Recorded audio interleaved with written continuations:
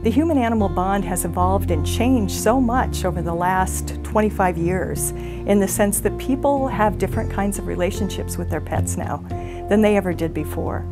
Animals have gone from the yard and a doghouse, to maybe the back porch and then into the kitchen. And now we look at most people saying that their pets sleep in the bedroom, many of them in the bed. And so they're family members, and people interact with them as family members.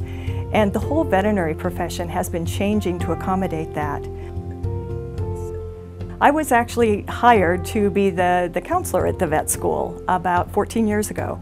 And when I came on board, one of the things that they said was the biggest priority, because the students were asking for it, was to set up training for what is called now the Pet Loss Hotline. And there had been no training prior to that for veterinarians here in euthanasia and client grief and bereavement. In the very beginning, we had just a phone line. Within about 3 or 4 years, we went ahead and added an internet component. And so we get calls and emails, interestingly, from all over the world.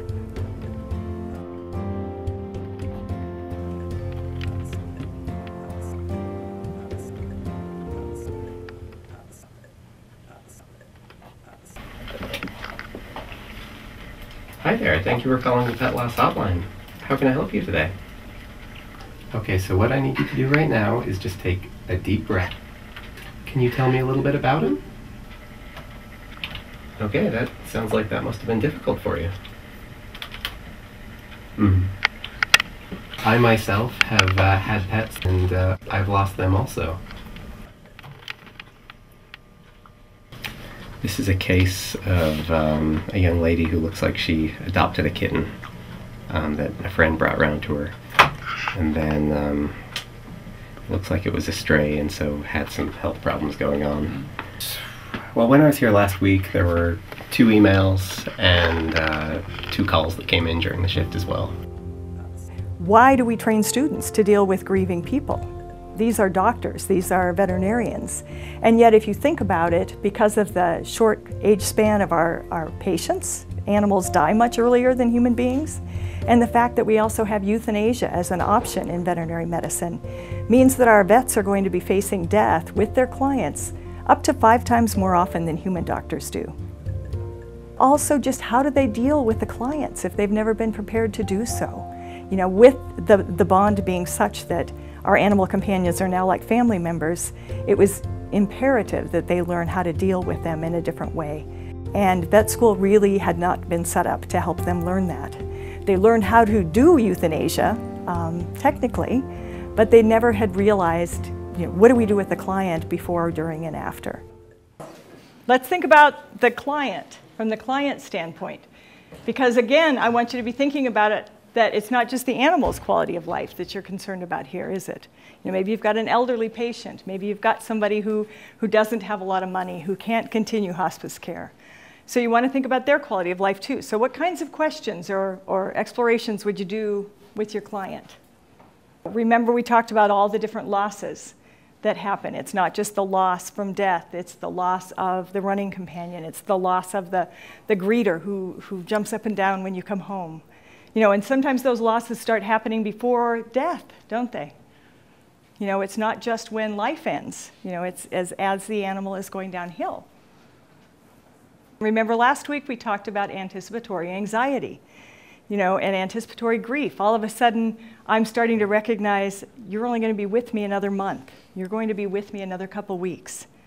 How do I start letting go? How do I start backing up? How do I start protecting myself? Every time I look at you, that's what I'm thinking.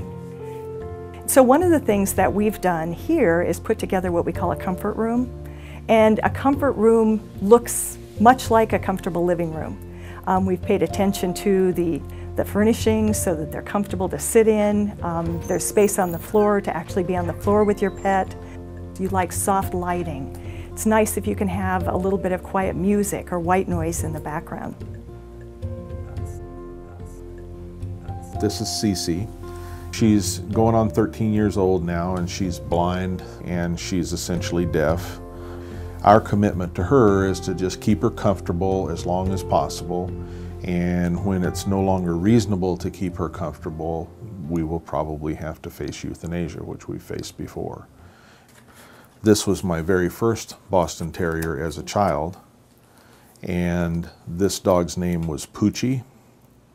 And my father was in the military, so Poochie and I spent a lot of time together. And when he got quite old, it was time to have him euthanized. He was in a lot of pain and it was intractable. And this was in the 1960s. So the concepts of a comfort room or a grief program or those types of things didn't exist. So we basically took him to a veterinarian, and the veterinarian said, "We'll take care of it for you." And we left, and the next day we went back, and there he was, wrapped in masking tape and frozen and laying by the back door. And my father and I put him in a used military munitions box, and we took him out to Lake Mead near where we lived in Las Vegas, and we buried him. And a week later we went back to that site because he liked that site. Poochie did, because we would take him when we go fishing there. And someone had dug him up, broken the box apart, made a campfire with the box, and trussed his body up over the top of it with wire and burned him. And so I didn't have another dog for 30 years as a result of that. And I just couldn't bring myself to get close to one as a result of that. I think what people tend to overlook, or at least did in my generation, is a dog or a cat or a pet bird. They provide an unconditional companionship, some people say love, that doesn't vary with how good a day you had or how bad a day you had or who you're dating or who you're married to or who your children are. And so it seems like animals have just kind of infiltrated this place in our lives where they fill in the gaps where we might have had human relationships in the past. Everybody's working, and so the time to actually build human friendships has really deteriorated in many ways. People are living much longer, and so they have a lot more time at the end of their life perhaps where they are alone. They've lost a spouse, their children have moved away. Really, if you look around, there's a huge industry that supports people after the death of a human beloved. There just isn't anything really when it comes to losing our animal companions. There isn't a funeral industry. There isn't a spiritual support system. Families and relatives don't rush in and bring food, and we don't give people time off work. So the loss of a pet is what we call disenfranchised grief. And what that means is nobody sanctions it. Nobody really supports it. You might find some people who do get it because they also have pets, but on the whole, it's not something that society sanctions and understands. So very often when people lose a dear pet, they're told, why don't you go get another one? You know, there are lots of dogs that you can get at the shelter, or, you know, many cats are available. Go ahead, just find another one. And how awful, you know, if you stop and think about it, to have somebody say, go get another friend, go get another spouse, go get another child, is horrible. And that's really how it feels very much to a lot of the people who lose their pets. And there's nobody there to validate that for them. The reason I think that this grief counseling is very important is in the more than 22 years that I've been here, I've had 3 people threaten suicide in the waiting room. We had a client last year who thought that his pet's need for euthanasia would best be accomplished by himself rather than by a medical professional, and he actually wanted to take the animal out in the parking lot here at Washington State University and shoot it himself.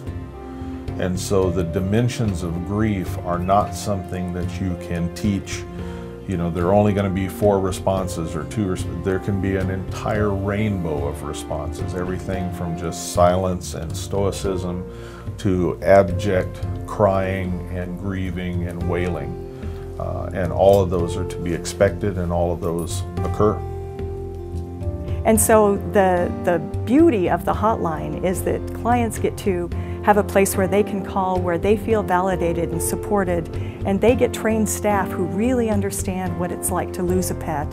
And my students get to talk to real-life clients who have either gone through euthanasia or are preparing for euthanasia, and they get a sense of what is really going on in that client's head. one of the biggest things that I think I see is just that amazing aha moment that happens for many of my students where they say, I really need to think about how I do a euthanasia, especially if I'm going to have the family present. And I need to have a lot of resources and other things available to support my people when they come in. So it really transforms the way they both think about euthanasia and the way that they develop their own personal protocols as they go out into the world.